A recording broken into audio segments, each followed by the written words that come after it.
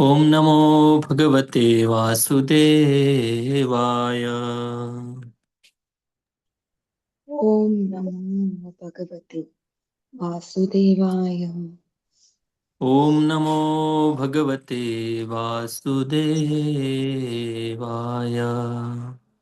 ओम नमो ओम भगवते नमो ओम नमो भगवते भगवते वासुदेवाय। वासुदेवाय। ओम नमो भगवते वासुदेवाय।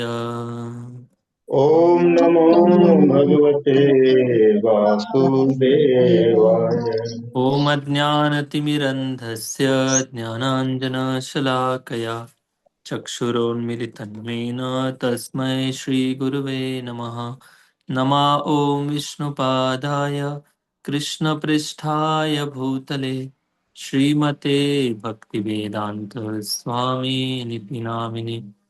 नमस्ते सारस्वती देवे गौरवाणी प्रचारिणे निर्विशेष शून्यवादी पाश्चात्यदेशतारिणे वाञ्छाकल्पतरुभ्यश्च कृपा सिन्धुभ्येव च पतितानां पावनेभ्यो वैष्णवेभ्यो नमो नमः। जय श्री कृष्ण चैतन्य प्रभु नित्यानंद श्री अद्वैत गदाधर श्रीवासादि गौर भक्तवृंद। हरे कृष्णा कृष्णा कृष्णा हरे हरे, हरे राम हरे राम राम राम हरे।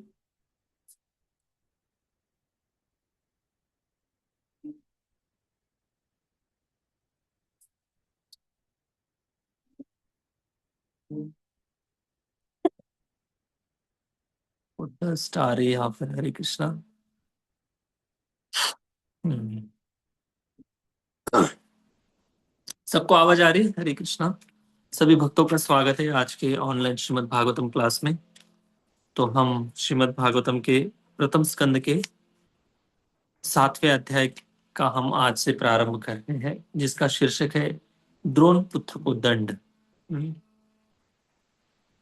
तो अभी तक नारद मुनि और व्यासदेव, इन दोनों के बीच में जो चर्चा चल रही थी, उसके उपरांत फिर एक अलग अध्याय शुरू होता है। तो उसके उस अध्याय का जो शीर्षक है द्रोण पुत्र को दंड, इस अध्याय के शीर्षक के अनुसार टॉपिक जब शुरू होगा उसके पहले नारद मुनि और व्यासदेव जी, इन दोनों के बीच में जो चर्चा हुई थी उसकी एक उपसंहार मतलब अंतिम भाग के बारे में जिज्ञासा कर रहे। कौन? शौनक आदि, शौनक ऋषि सूत गोस्वामी को जिज्ञासा कर रहे। क्या आप लिंक समझ पा रहे हैं? फिर से समझाओ। फिर आप लोग क्वेश्चन नहीं करेंगे कि मतलब द्रोण पुत्र को दंड इस अध्याय का नाम है, और फिर भी पिछले अध्याय की ही चर्चा अभी तक चल रही है, इसलिए होना चाहिए। ठीक है, डिस्कशन करते समय और भी क्लियर हो जाएगा। पिछले अध्याय में हमने चर्चा ये किया था कि नारद मुनि व्यासदेव जी को भागवतम लिखने के लिए उपदेश करते हैं। उसके बाद अपनी खुद की कहानी स्टोरी बताते हैं। उसके बाद कैसे उनको वीणा मिली थी, कैसे भगवान के नाम संकीर्तन करते हैं, और नाम संकीर्तन करते हुए कैसे वो भगवत दर्शन करते हैं। तो ये उनकी जो भक्ति की दिव्य अवस्था है, वो अपने शिष्य व्यासदेव जी को अपने निजी अनुभव व्यक्त कर रहे हैं। और व्यासदेव जी बड़े प्रसन्न हो जाते हैं और अंतिम श्लोक में पूछते हैं नारद मुनि कि क्या आपको मैंने जो अभी तक बताया है, क्या आप सब कुछ समझ पाए या नहीं समझ पाए? अगर नहीं समझे हैं तो फिर से मैं आपको सब कुछ बताऊंगा। तब व्यासदेव जी अनुमति देते हैं कि हाँ, मैं सब समझ गया। तब उस समय नारद मुनि वहां से वीणा की झनकार करते हुए, वीणा बजाते हुए वहां से निकल जाते हैं। लेकिन कैसे निकलते? यदृच्छया, कहाँ गए कोई पता नहीं। अपने प्रचार कार्य में व्यस्त है नारद मुनि। जहां पर भी भगवत प्रेरणा से वो जाते हैं, वहां पर भगवत नाम का प्रचार करते रहते हैं। फिर नारद मुनि जब वहां से चले जाते हैं, व्यासदेव जी के आश्रम से वहां से चले जाते हैं, फिर ये जो प्रसंग है, ये कौन किसको कह रहा है, कोई बता सकता है आप में से?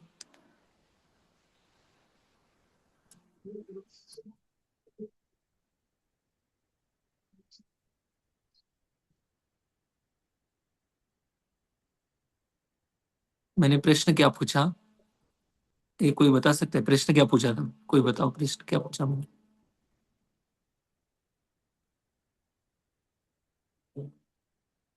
नारद मुनि और व्यास देव जी के जो चले गए, वो ये किसके बीच में ये चर्चा चल रही है? जो नारद हाँ, मुनि ने जो इन दोनों की जो चर्चा है कहाँ पर चल संवाद रहे में, हैं?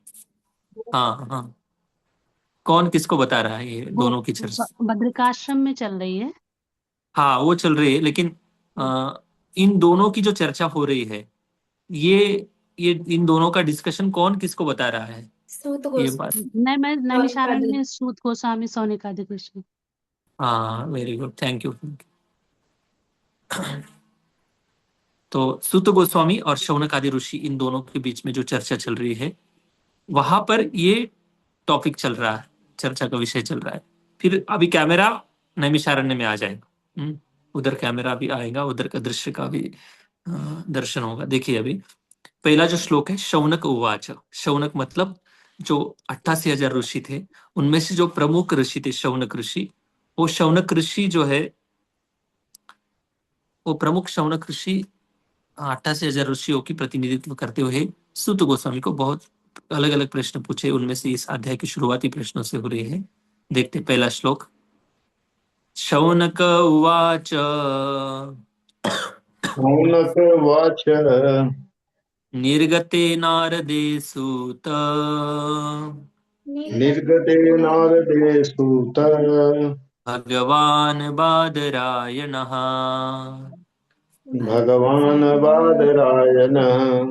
श्रुतवांस्तद् अभिप्रेतम्। श्रुतवांस्तदभिप्रेतम्। ततः किं करोद्विभुः। ततः किं करोद्विभुः। हाँ, देखिए, शौनक उवाच। शौनक उवाच मतलब शौनक ऋषि बोल रहे हैं। क्या बोल रहे हैं? निर्गते नारदे सूत। निर्गते का अर्थ है कि चले जाने के बाद। कौन? हे सूत। सूत गोस्वामी को संबोधित कर रहे हैं। हे सूत गोस्वामी, जब नारद मुनि चले गए, कहाँ से चले गए? भगवान बादरायण। भगवान मतलब भगवान की जो शक्ताविश अवतार है, व्यास देव जी, उनके पास जब वो बैठकर चर्चा चल रही थी, वहां से नारद मुनि चले गए। बादरायण। बादरायण का अर्थ है कि जिनका आश्रम बद्री नाम के वृक्षों से भरा हुआ है। वो इसीलिए व्यासदेव जी को बादरायण कहते हैं। भगवान बादरायण मतलब व्यासदेव जी का आश्रम को ऐसे बहुत बड़ा ऐश्वर्यशाली आश्रम नहीं था। बड़े साधारण सुविधा में पहले के ऋषि मुनि रहते थे। हालांकि व्यासदेव जी गृहस्थ की भूमिका में है, गृहस्थ की जिम्मेदारी है उनकी, फिर भी बड़े सिंपल आश्रम था उनका। बादरायणी मतलब जो बद्री के पेड़ होते हैं, उनसे घिरा हुआ उनका आश्रम था। कई वृक्ष थे वहां पर बद्री के। श्रुतवास तद अभिप्रेतम। श्रुत मतलब सुनना। किन से सुना था? नारद मुनि से जो जो सुना। किन्होंने सुना था? व्यास देव जी ने जो सुना था। तद मतलब उसके उपरांत क्या किया? अभिप्रेतम, उनके मन की इच्छा जो है। तत्पश्चात किम करोत की विभु। विभु मतलब महान। जब नारद मुनि ने भागवतम का संदेश, अपनी खुद की जीवन का एक स्व अनुभव बताने के बाद व्यासदेव जी को इतना सारा समझाया, उसके बाद फिर व्यासदेव जी ने क्या किया, इसका सीधा सीधा अर्थ है। ठीक है, आगे क्या हुआ, इस प्रश्न से इस अध्याय की शुरुआत होती है। शौनक ऋषि ने पूछा, इस सूत, जब महान तथा दिव्य रूप से शक्तिमान व्यासदेव ने श्री नारद मुनि से सब कुछ सुन लिया, तो फिर नारद के चले जाने पर व्यासदेव ने क्या किया? नारद के चले जाने पर व्यासदेव जी ने क्या किया? क्या सच में भागवतम लिखा या नहीं लिखा? फिर भागवतम लिखते समय उनके क्या विचार थे? इसके बारे में शौनक ऋषि सूत गोस्वामी को पूछ रहे हैं। जी, पढ़ी तात्पर्य पढ़ी। तात्पर्य। इस अध्याय में श्रीमद् भागवत के वर्णन किए जाने के लिए संकेत मिलता है, क्योंकि महाराज परीक्षित को अपनी माता के गर्भ में चमत्कारिक ढंग से बचा लिए गए थे। क्योंकि महाराज परीक्षित को अपने माता के गर्भ में चमत्कारिक ढंग से बचा लिए गए थे। यह घटना आचार्य द्रोण के पुत्र द्रोणी अश्वत्थामा के कारण घटित हुई, जिसने द्रौपदी के 5 पुत्रों को सोते हुए में मार डाला और जिसके लिए अर्जुन ने उसे दंडित किया। इस महापुराण श्रीमद् भागवतम का शुभारंभ करने के पूर्व श्री व्यासदेव ने समाधि द्वारा सारे सत्य की अनुभूति प्राप्त कर ली। हरे कृष्ण। हाँ, हरे कृष्ण। तो इस अध्याय की जो शुरुआत कैसे होती है ये बात बता रहे प्रभुपाद जी तात्पर्य में। इस अध्याय में श्रीमद् भागवतम के वर्णन किए जाने के लिए संकेत मिलता है, क्योंकि महाराज परीक्षित को अपनी माता के गर्भ में चमत्कारिक ढंग से बचा लिए गए थे। मतलब अभी इस भागवतम की जो शुरुआत है आगे जाकर देखेंगे, राजा परीक्षित महाराज जो गर्भ में थे और उनकी रक्षा के लिए भगवान श्री कृष्ण और अर्जुन रथ पर बैठकर जो अश्वत्थामा है उसको मारने के लिए दौड़ते हैं। तो ये जो प्रसंग है भागवतम में भी सेम एंट्री होती है भगवान की, जैसे कि भगवत गीता में हुई थी। भगवत गीता में अर्जुन भगवान को बताते कि 2 सेनाओं के बीच में मेरा जो रथ है वो ले चलो भगवान, मुझे देखना है कि मेरे विपक्ष में लड़ने के लिए कौन कौन आए हैं, मुझे अच्छे से देखना है।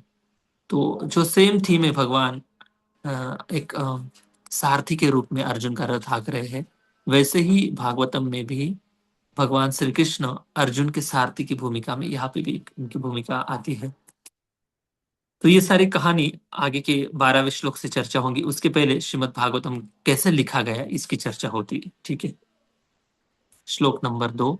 अभी सूत गोस्वामी बोलना प्रारंभ करते। शौनक आदि ऋषि ने पूछा कि नारद मुनि और व्यासदेव जी इन दोनों की जो चर्चा चल रही थी उसमें नारद मुनि ने उपदेश तो दे दिए भागवतम लिखने के लिए, लेकिन उसके बाद व्यासदेव जी ने क्या किया इसका वर्णन दूसरे श्लोक से देखते क्या किया। सूत उवाच सूत उवाच ब्रह्मनद्यां सरस्वत्यां ब्रह्मनद्यां सरस्वत्याम् आश्रमः पश्चिमी तटे आश्रमः पश्चिमतटे शम्याप्रास इति प्रोक्त सम्याप्रास इति प्रोक्त ऋषीणां सत्रवर्धनः। ऋषीणां सत्रवर्धनः। हाँ, सूत उवाच, सूत गोस्वामी बता रहे हैं क्या किया व्यासदेव जी ने। सूत उवाच ब्रह्म नद्याम सरस्वत्याम, जो ब्रह्म नद्या मतलब नद्या मतलब नदी। कौन सी नदी? सरस्वती नदी। जो सरस्वती नदी ब्रह्म मतलब ब्रह्मों के प्रभुपाद जी अनेक अर्थ बता रहे, जो वेदों में रुचि रखने वाले लोग हैं, जो ब्राह्मण है, जो तपस्वी है, जो भक्ति करना चाहते हैं या जो आध्यात्मिक उन्नति करना चाहते हैं, उनके अनुकूल जो वातावरण है, उनकी भक्ति के अनुकूल, उनकी साधना के अनुकूल जो वातावरण है, ऐसा वातावरण सरस्वती नदी के किनारे था। ऐसी पवित्र जो नदी है सरस्वती, ब्रह्म नद्याम सरस्वत्याम आश्रम पश्चिमी तटे। आश्रम का अर्थ है कि जहां पर कुटी थी व्यासदेव जी की, जहां पर वो ध्यान कर रहे थे, जहां पर बैठे थे, उस सरस्वती नदी के पश्चिम तट पर एक आश्रम था व्यासदेव जी का। उसका नाम था शम्याप्रास इति प्रोक्ता। शम्याप्रास नामक एक स्थान था। तो इस प्रकार से इति प्रोक्ता ऋषिनाम सत्रवर्धनः।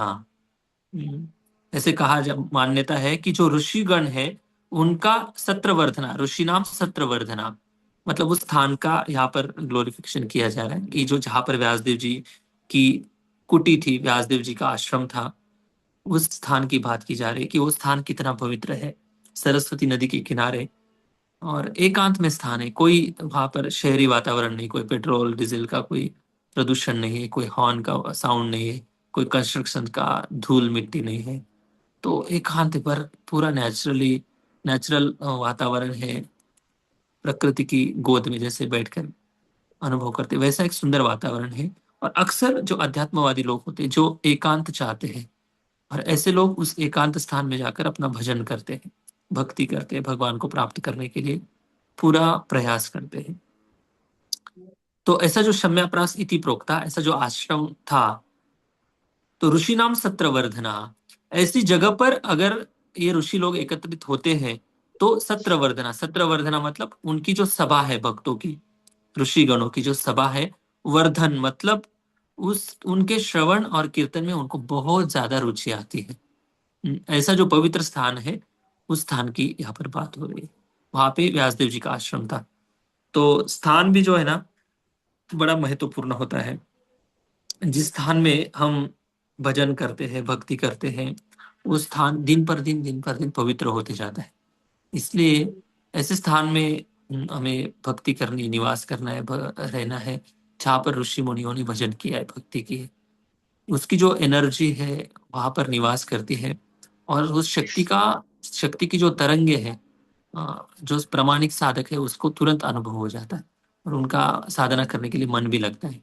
इसलिए बस में ट्रैवलिंग करते समय, सब्जी मंडी में घूमते फिरते माला नहीं होती ठीक से, भगवान के नाम का जप करना है तो एक तो एकांत स्थान चाहिए, दूसरा नहीं तो फिर भक्तों की संगति चाहिए, जहाँ पर सारे लोगों की मानसिकता एक ही है, एक ही उद्देश्य से वो लोग सब लोग एकत्रित हुए हैं। श्री सूत ने कहा, वेदों से घनिष्ठ रूप से संबंध सरस्वती नदी के पश्चिमी तट पर शम्याप्रास नामक स्थान पर एक आश्रम है, जो ऋषियों के दिव्य कार्यकलापों को संवर्धित करने वाला है। ऐसा एक सुंदर आश्रम है जहां पर ऋषि मुनियों का जो भजन है संवर्धित होता है। ऐसा दिव्य स्थान पर उनका आश्रम बनाया था। ये कुछ बड़ी तात्पर्य। यस। ज्ञान के आध्यात्मिक विकास के लिए उपयुक्त स्थान तथा वातावरण की नितांत आवश्यकता होती है। सरस्वती नदी के पश्चिमी तट का स्थान यह इस कार्य के लिए विशेष उपयुक्त है, और वहीं पर शम्याप्रास में व्यासदेव का आश्रम है। श्री व्यासदेव गृहस्थ थे तो भी उनका निवास स्थान आश्रम कहलाता है। आश्रम वह स्थान है जहाँ आध्यात्मिक कार्यकलाप सर्वोपरि होता है, फिर चाहे वह स्थान किसी गृहस्थ का हो या तपस्वी का।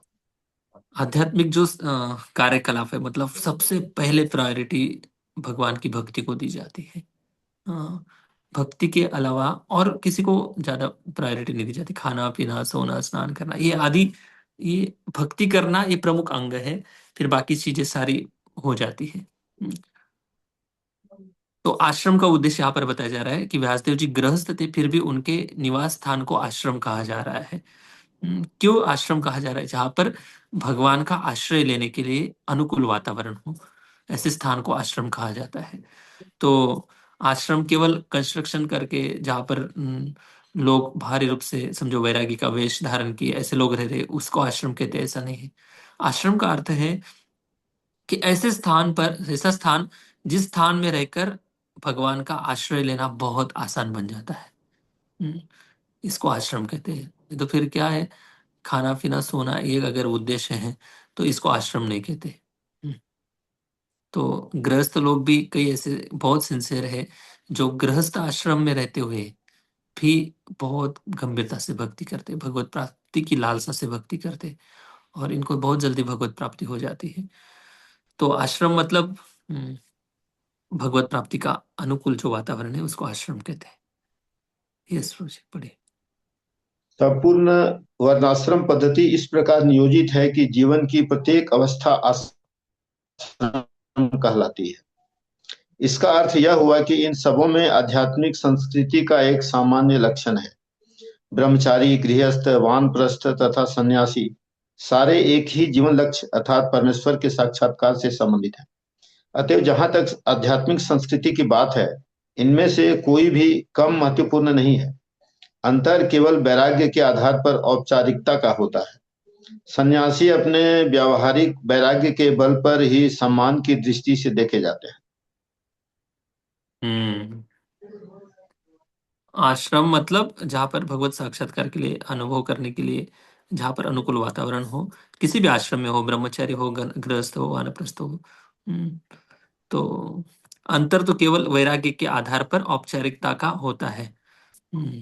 औपचारिकता का मतलब बाहरी रूप से अगर किसी ने संन्यास वेश परिधान किया है तो समाज उनको देखते कि भाई ये वैरागी है, इन्होंने सब कुछ छोड़ा है, पैसा धन आदि सब कुछ, श्री भौतिक पद प्रतिष्ठा सब छोड़ा है, इसलिए समाज उनको देखकर स्वाभाविक रूप से सम्मान करते हैं। तो ये तो बाहरी रूप से एक औपचारिकता हो गई। समाज व्यवस्था में ऐसी औपचारिकता अक्सर दिखाई देती है, लेकिन ये औपचारिकता मतलब ही भक्ति है, भगवत प्राप्ति का मार्ग यही है, ऐसा नहीं है।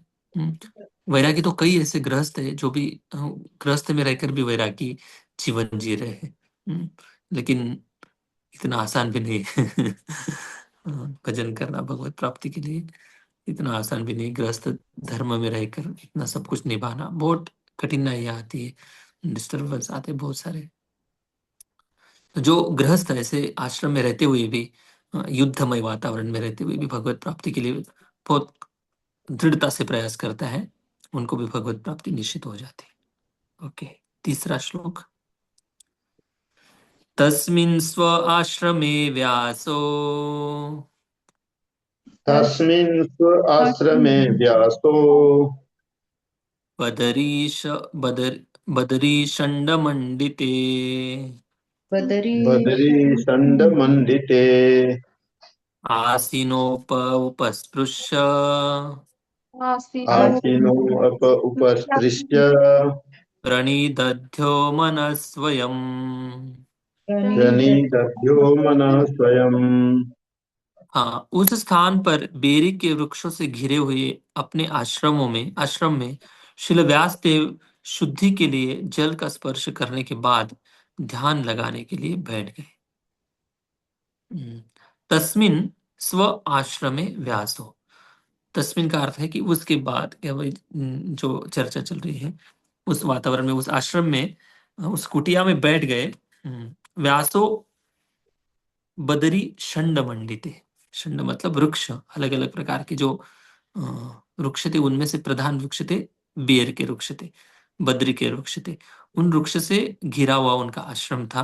मंडिते आसीनो अप, आसीनो मतलब बैठ गए, उस आश्रम में बैठकर। अप उपस्पृश्य, अप का अर्थ है जैसे भूमि आप नलो वायु कहते हैं ना हम, अप मतलब जल, अप उपस्पर्श जल से स्पर्श किया उन्होंने, मतलब आचमन किया। जैसे हम जो भी पूजा अर्चना करते हैं उसके पहले आचमन किया जाता है, ओम केशवाय नमः, ओम नारायण नमः, ओम माधवाय नमः, ओम गोविंदाय नमः। इस प्रकार से अलग अलग प्रकार से आचमन, भगवान के नाम उच्चारण करते हुए हमारे शरीर की शुद्धि करते हैं हम आचमन के द्वारा। वैसे ही व्यासदेव जी उपस्पृश जल से उन्होंने स्पर्श करते हुए आचमन किया। प्रणिदध्यो, और एकाग्र होकर वहां पर बैठकर ध्यान करने लगे। ध्यान करने लगे, मन को एकाग्र किया स्वयं अपने आप में। स्वयं अपने आप में वो सामर्थ्यशाली थे। व्यासदेव जी कोई साधारण व्यक्ति नहीं थे, अपने आप में सामर्थ्यशाली थे। इसलिए उन्होंने गुरु के जो उपदेश उन्होंने सुने थे, उस उपदेशों को, उस ज्ञान को अपने मन में धारण किया, हृदय में धारण किया, और आचमन करने के बाद वो ध्यान करने लगे।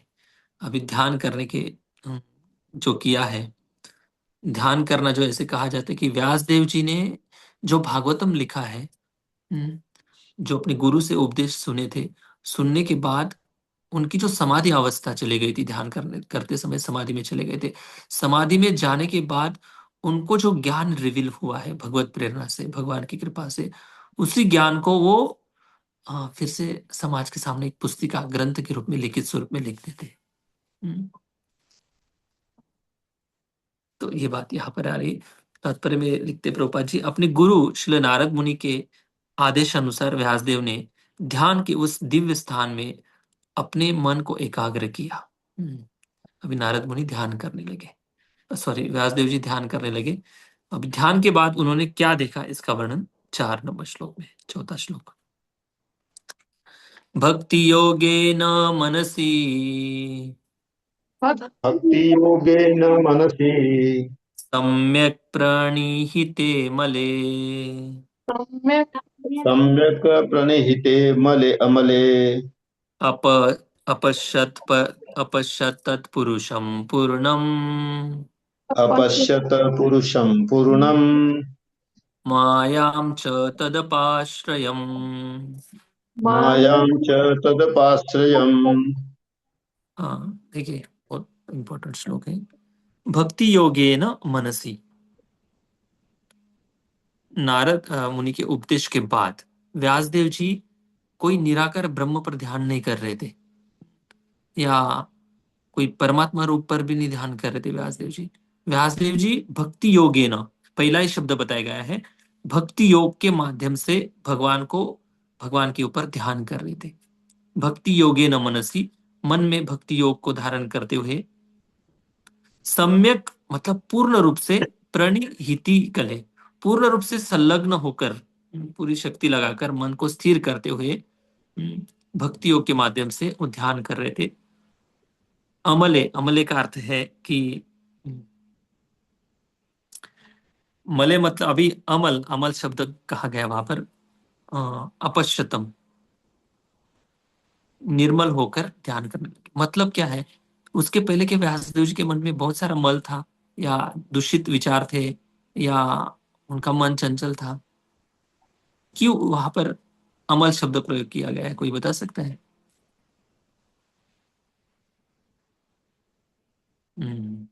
Thank you. एक यहाँ पर बहुत सीखने जैसी बात है। व्यासदेव जी ने इसके पहले बहुत सारे शास्त्र लिखे थे, तो उनके मन में इतना सारा कंफ्यूजन था कि वो अपने मन को किसी एक शास्त्र पर केंद्रित नहीं कर पा रहे थे। उनको लग रहा था ये भी श्रेष्ठ है, ये भी उपयोगी है, ये भी जरूरी है, इसको भी देना चाहिए, इसको ऐसे प्रस्तुत करना चाहिए। इन सारे विचारों में उनका जो मन था बिल्कुल अस्थिर हो गया था। और तब नारद मुनि आते, फिर उनको समझाते हैं। फिर वो जो चंचलता है ना उनके मन की, व्यासदेव जी के मन की जो चंचलता है, उस चंचलता को अमल कहा गया है यहाँ पर। तो सोचिए, हर एक लेवल पर जो डिस्ट्रैक्शन की जो डेफिनेशन है वो बदलते जाती है। साधक अवस्था में हम जिस डिस्ट्रैक्शन का संघर्ष करते हैं, शुद्ध भक्त तो इस डिस्ट्रैक्शन से वो संघर्ष नहीं करते। उनका संघर्ष कुछ अलग लेवल पर होता है। ये संघर्ष जो है वो हर एक व्यक्ति का अलग अलग लेवल पर अलग अलग हो सकता है। जिस साधक अगर किसी छोटी छोटी चीज से संघर्ष कर रहा है, शायद उससे थोड़ा सा उच्च चेतना वाला जो साधक है, उसका डिस्ट्रैक्शन कुछ अलग होगा।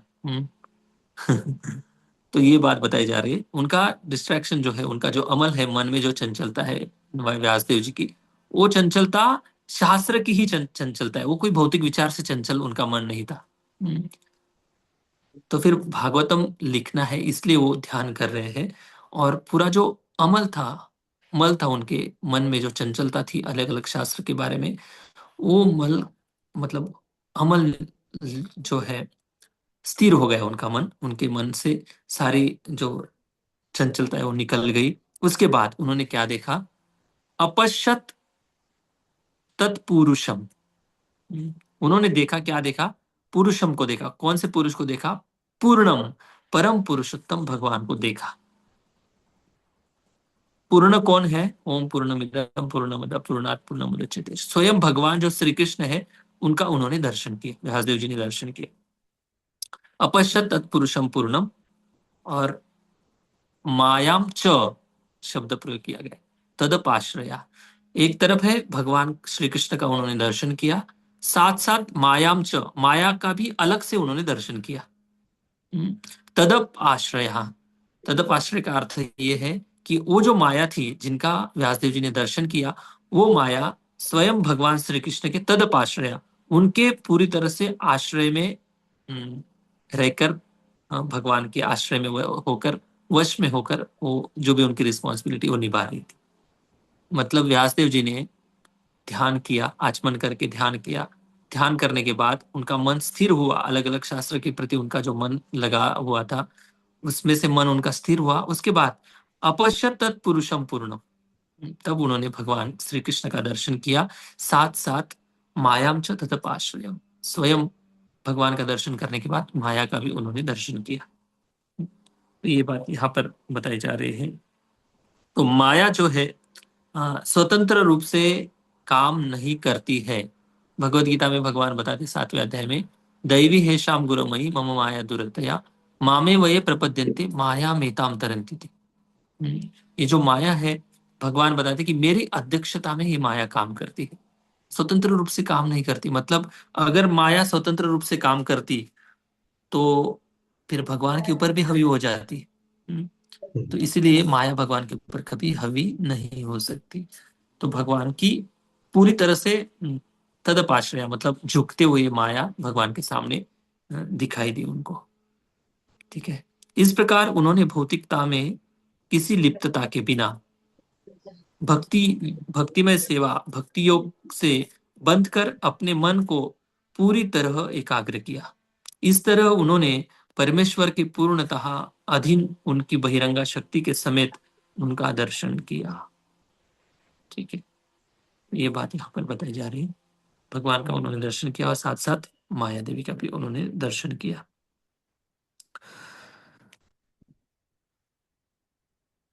यस, तात्पर्य पढ़िए। यस।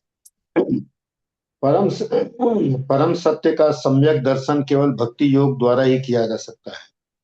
इसकी पुष्टि भगवत गीता में भी हुई है। मनुष्य केवल भक्तिमय सेवा द्वारा ही पूर्ण पुरुषोत्तम भगवान की सही सही अनुभूति प्राप्त कर सकता है। और ऐसे भक्ति योग ऐसा एकमात्र मार्ग है। अगर साक्षात भगवान का दर्शन करना है तो एकमात्र भक्ति योग है, इसी के माध्यम से भगवत दर्शन हो सकता है या भगवत धाम में प्रवेश हो सकता है। अगर कोई निराकार ब्रह्म ज्योति पर ध्यान कर रहा है, परमात्मा पर ध्यान कर रहा है, वो भी साक्षात भगवान के धाम में प्रवेश नहीं कर सकता। वो भी सीधा ब्रह्म ज्योति में जाते हैं और वहां पे उनका गंतव्य प्राप्त होता है उनको। इसलिए भगवान का साक्षात्कार करना है, दर्शन करना है, तो भक्ति योग के माध्यम से ही सब कुछ संभव है। यस, पढ़े। और ऐसे पूर्ण ज्ञान के बल पर ही वह भगवत धाम में प्रवेश कर सकता है। निराकार ब्रह्म या अंतर्यामी परमात्मा के अपूर्ण ज्ञान से पूर्ण ब्रह्म की अधूरी प्रतीति करके कोई भगवत धाम में प्रवेश नहीं पा सकता। श्रील नारद ने श्रील व्यासदेव को उपदेश दिया कि वे भगवान तथा उनकी दिव्य लीलाओं के ध्यान में निमग्न हो जाएं। श्रील व्यासदेव को ब्रह्म तेज नहीं दिखलाई पड़ा, क्योंकि यह पूर्ण दृष्टि नहीं है। पूर्ण दृष्टि तो भगवान का व्यक्तित्व है, जिसकी पुष्टि भगवत गीता 7.19 में हुई है। वासुदेव सर्वमिति उपनिषदों में भी इस बात की पुष्टि की गई है कि भगवान वासुदेव निर्विशेष ब्रह्म के हिरण्मयेन पात्रेण द्वारा आच्छादित हैं, और जब भगवत कृपा से यह आवरण हटता है तभी भगवान का वास्तविक मुख का दर्शन होता है। पर ब्रह्म को यहाँ पर पुरुष या व्यक्ति कहा गया है। परम भगवान का उल्लेख अनेक वैदिक ग्रंथों में हुआ है और भगवत गीता में तो पुरुष की पुष्टि सनातन तथा आदि पुरुष के रूप में हुई है। भगवान पूर्ण पुरुष हैं। परम पुरुष की अनेक शक्तियां होती हैं, जिनमें से अंतरंगा, बहिरंगा तथा तटस्था शक्तियां विशेष रूप से महत्वपूर्ण है। यहाँ पर बहिरंगा शक्ति का वर्णन हुआ है, जैसा कि उसके कार्यकलापों के वर्णनों से स्पष्ट हो जाएगा। अंतरंगा शक्ति परम पुरुष के साथ उसी प्रकार बनी हुई रहती है जिस प्रकार चांद के साथ चांदनी रहती है। बहिरंगा शक्ति की तुलना अंधकार से, चांद जो आकाश में चंद्रमा होते हैं, चंद्रमा के बिना बाकी जो चांदनी होती है, छोटे छोटे स्टार होते हैं, वो प्रकाशित नहीं हो सकते। भगवान जैसे चंद्रमा की प्रकाश से ही बाकी तारे प्रकाशित होते हैं, या सूर्य के, समझ लो जो भी एक प्रमुख ग्रह है, सूर्य हो या चंद्रमा हो। तो वैसे ही भगवान के द्वारा शक्ति दिए जाए बिना कोई माया एक्टिवेट नहीं होती, भले अंतरंगा शक्ति हो या बहिरंगा शक्ति हो। भगवान स्वयं उनको शक्ति प्रदान करते हैं, तब जाकर वो एक्टिवेट होती है। यस, अंतरंगा शक्ति परम पुरुष के साथ उसी प्रकार बनी हुई रहती है जिस प्रकार चांद के साथ चांदनी रहती है। बहिरंगा शक्ति की तुलना अंधकार से की गई है, क्योंकि वह जीवों को अज्ञान के अंधकार में रखती है। अपाश्रयम शब्द इस बात का सूचक है कि यह शक्ति पूर्ण रूप से भगवान के वश में होती है। अंतरंगा शक्ति या पराशक्ति माया भी कहलाती है। अंतरंगा शक्ति या पराशक्ति माया भी कहलाती है, किंतु यह आध्यात्मिक माया होती है और परम जगत में ही प्रकट होती है। यह प्रकट होती है जब कोई इस अंतरंगा शक्ति के आश्रय में आता है तो भौतिक अज्ञान का अंधकार तुरंत दूर हो जाता है। यहाँ तक कि जो आत्माराम है अर्थात जो समाधिस्थ हैं, वे भी इस माया या अंतरंगा शक्ति का आश्रय ग्रहण करते हैं। भक्तिमय सेवा या भक्ति योग इसी अंतरंगा शक्ति का कार्य है। इस प्रकार अपरा शक्ति या भौतिक शक्ति के लिए कोई स्थान नहीं रह जाता। जिस प्रकार आध्यात्मिक प्रकाश के तेज के समक्ष अंधकार को कोई स्थान नहीं मिल पाता, ऐसी अंतरंगा शक्ति निराकार ब्रह्म बोध से मिलने वाले आध्यात्मिक आनंद से भी बढ़कर है। भगवत गीता में कहा गया है कि निराकार ब्रह्म तेज भी भगवान श्री कृष्ण के परम व्यक्तित्व से उद्भूत है। साक्षात श्री कृष्ण के अतिरिक्त अन्य कोई परम पुरुष नहीं हो सकता, जैसा कि आगे के श्लोकों में बताया जाएगा। Hare Krishna. Hare Krishna. Thank you.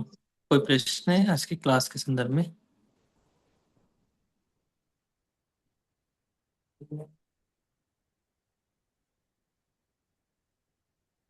Okay. 7 3 श्लोक कर लेंगे। हरे कृष्ण। जय श्री प्रभुपाद की जय। ग्रंथराज श्रीमद् भागवतम जय।